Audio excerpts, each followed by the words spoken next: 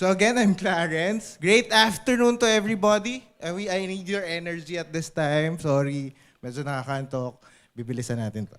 Anyway, Ayala Land's first master plan, mixed-use estate in Tarlac City that was launched in 2019. No? As growth continues in Central Luzon, Ayala Land's Crescendo resembles to a new poblacion or bayan, set to be the new downtown on the rise in Tarlac City.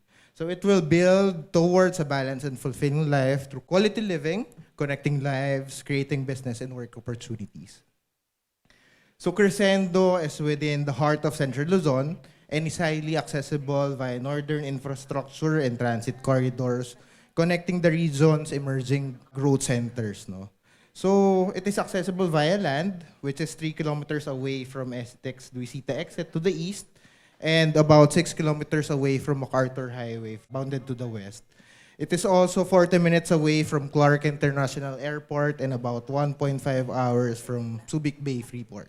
So Crescendo, as it is now, is 290 hectares strong. Among its components is a 1.5 hectare town plaza, a 6 hectare Don Bosco campus that will include an iconic church, Crescendo Downtown to house shop house and commercial products, and Crescendo Industrial Park to cater to light to medium industries that serve as a catalyst for economic activity within the estate. Crescendo offers seamless and generous network of open space that leads and opens to what we call a river terraces. So the river terraces for Crescendo is a 7-hectare park at the southern end of the estate, which serves as the community civic space and area of convergence.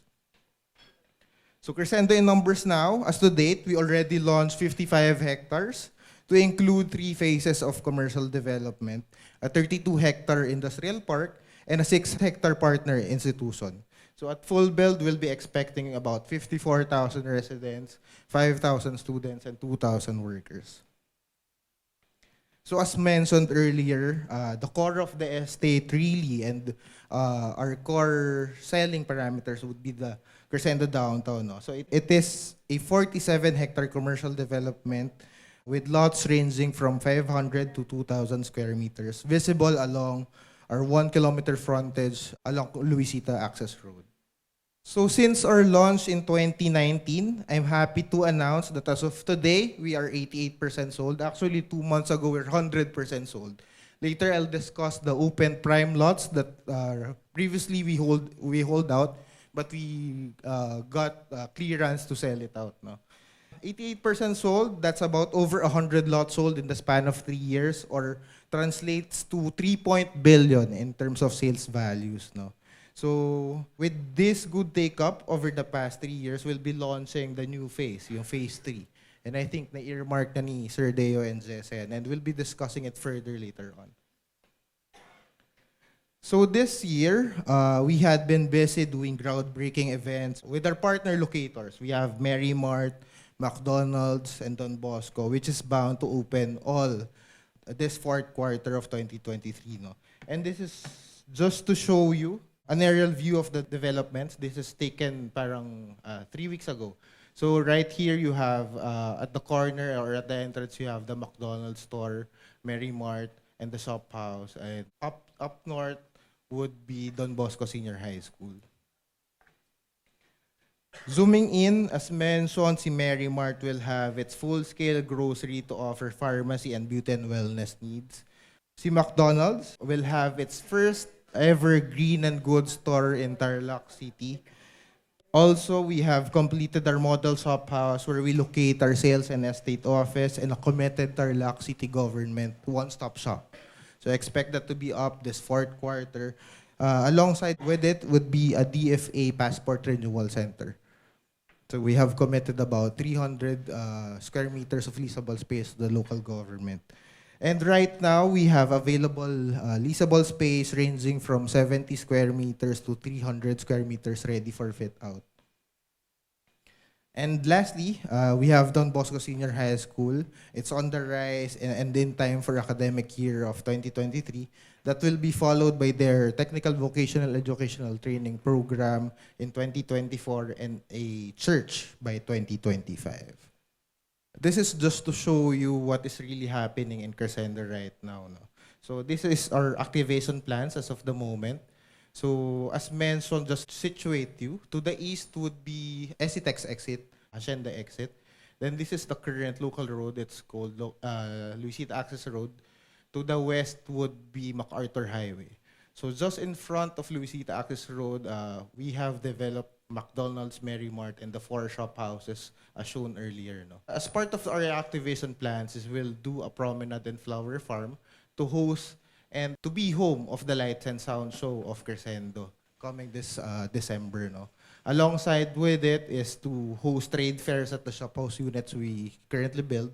And lastly, to host football meets and other outdoor recreation activities on the open ground. So the open ground is technically 2.4 hectares of open space.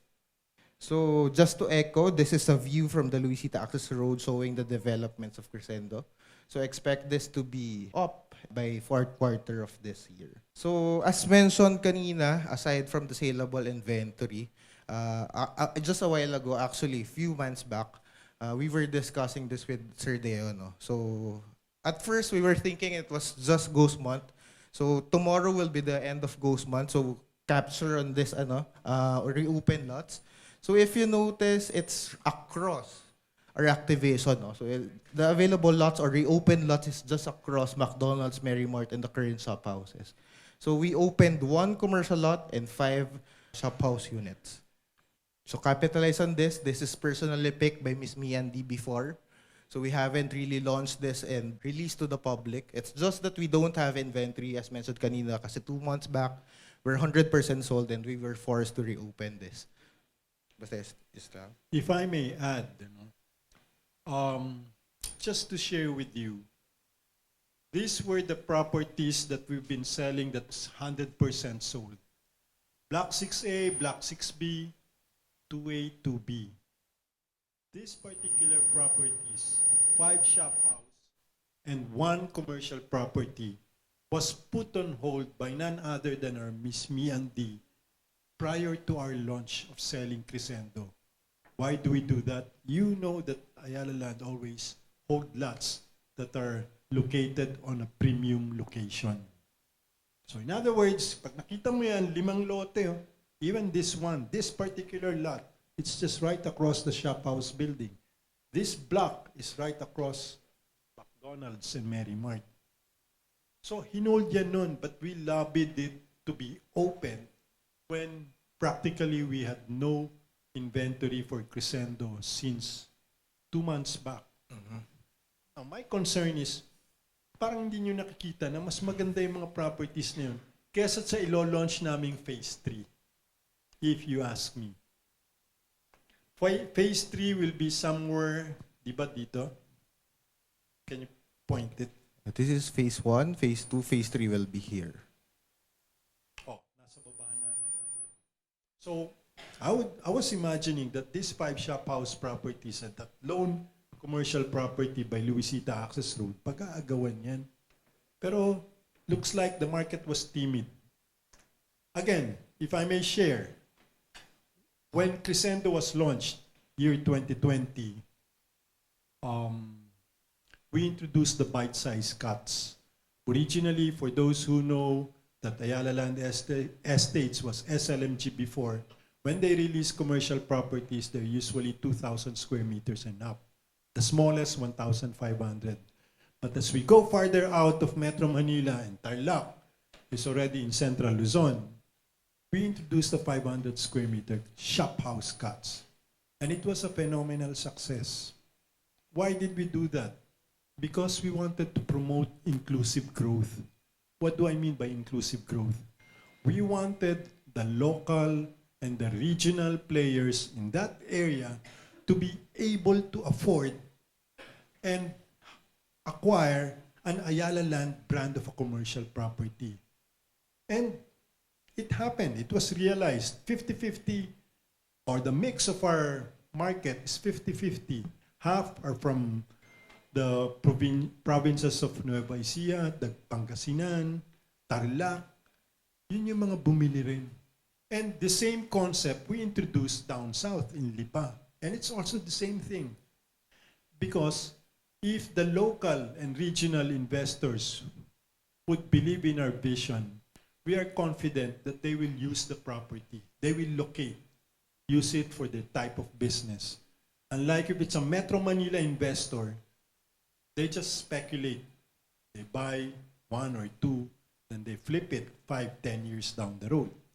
And mind you, again, commercial properties of Ayala land, there's no build provision. That's why we're selling it on a high side, because guaranteed there's value, appreciation over time. So yan ang istorya ni Crescendo. There are all 5 shop house properties, and if you look at the map, it's just the block next to McDonald's, to Merrimark, the church, Don Bosco, and the shop house building that we introduced. So, I leave it all up to you. It's an advantage. Who knows, if it's not moving, we release phase 3, we shelve it again, those 6 properties. It might happen. Kasi pag lumabas na yun, once Clarence get secure the license to sell for phase 3, sometime October, September, in the next coming days. sometime within this month, we might have that option of shelving again those 6 premium located properties.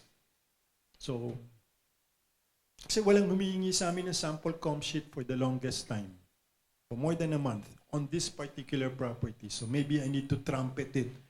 Ayan siya, mas malapit. If we were able to sell Block 6A, ubos, Block 6B, ubos, how come the one that's closer to where the action is, closer to where the plaza will be, it's not moving?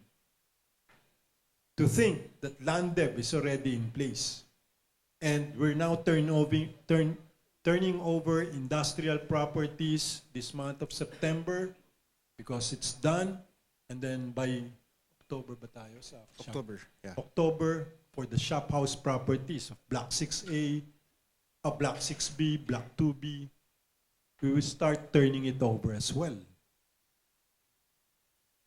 So ayun lang siya, oh. On the right side are the available properties, the shop house, where that crane is, I would imagine. Yes, it's here. That's the corner lot of Block 2A. So there you are. Opening the floor for questions, please. If there's none, I thank you all Yes, for thank you. today. Thank you for listening. Thank you for our your time. dashing presenter, Clarence Carcillar.